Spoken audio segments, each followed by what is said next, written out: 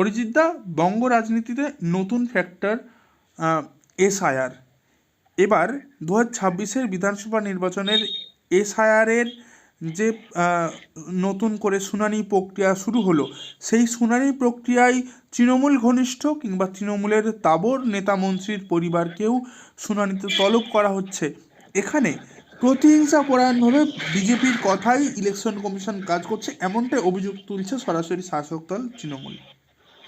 দেখুন, এসআইআর মানে special intensive যে রিভিশন, এই প্রক্রিয়া তো নতুন করে কোনো প্রক্রিয়া নয়, এটা খুব স্বাভাবিক প্রক্রিয়া।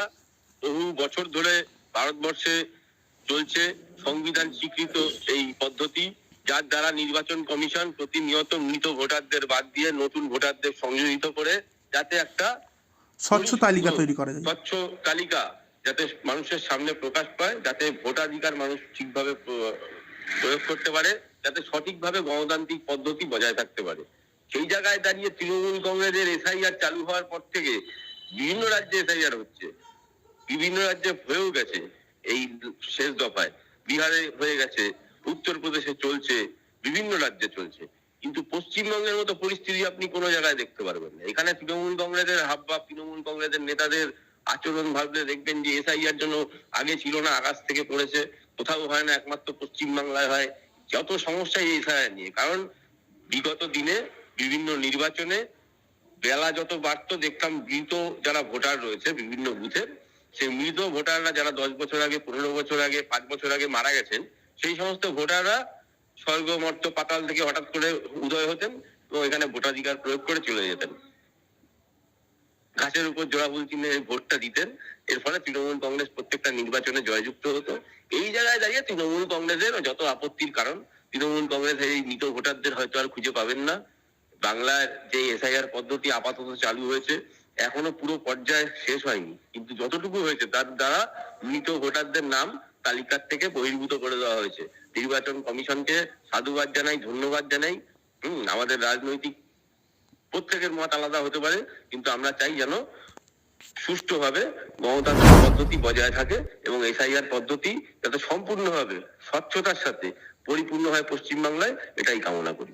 অরিজিৎদা, যেখানে অভিযোগ করা হচ্ছে সরাসরি তৃণমূল ঘনিষ্ঠ বা তৃণমূলের তাবর নেতামন্ত্রীর পরিবারকে ডেকে শুনানিতে ডেকে হেনস্থা বা প্রতিহিংসা পরায়ণভাবে কাজ করছে শাসক দল তৃণমূলের বিরুদ্ধে ইলেকশন কমিশন, যেটা কিনা বিজেপির কথাই।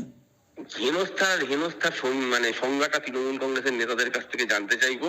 হেনস্থা বলতে কি করেছে? চুলের মুঠি ধরে টেনেছে, চটথাপ্পড় দিয়েছে, না ঘুষি মেরেছে? নির্বাচন কমিশনের লোকরা যদি সত্যি হেনস্থা করে থাকে, নিশ্চয়ই নির্বাচন কমিশনের বিরুদ্ধে আন্দোলন করার জায়গা আমাদের আছে, কিন্তু কি হেনস্থা করেছে?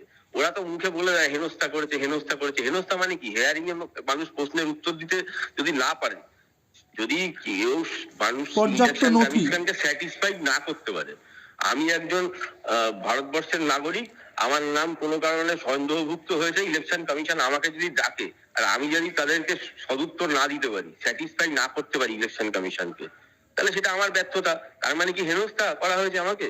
তৃণমূল কংগ্রেসের মানে ওই বলে না, এরা হচ্ছে রন্ধে রন্ধে চুরিতে ভর্তি, এদের চুরির বিরুদ্ধে কথা বললেই এদের খারাপ হয়ে যায়। মানে 1, 2, 3, 4 তৃণমূলের সবাই চোর।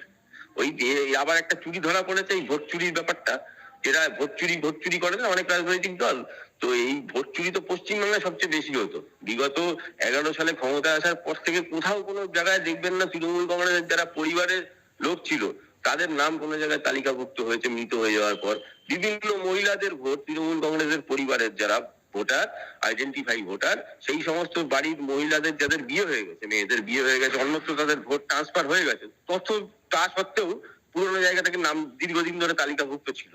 এবার সেই ইলেকশন কমিশন সেই তালিকা বহির্ভূত ওই নামগুলো করে দেওয়ার পরেই তৃণমূল কংগ্রেসের আর কি বলবো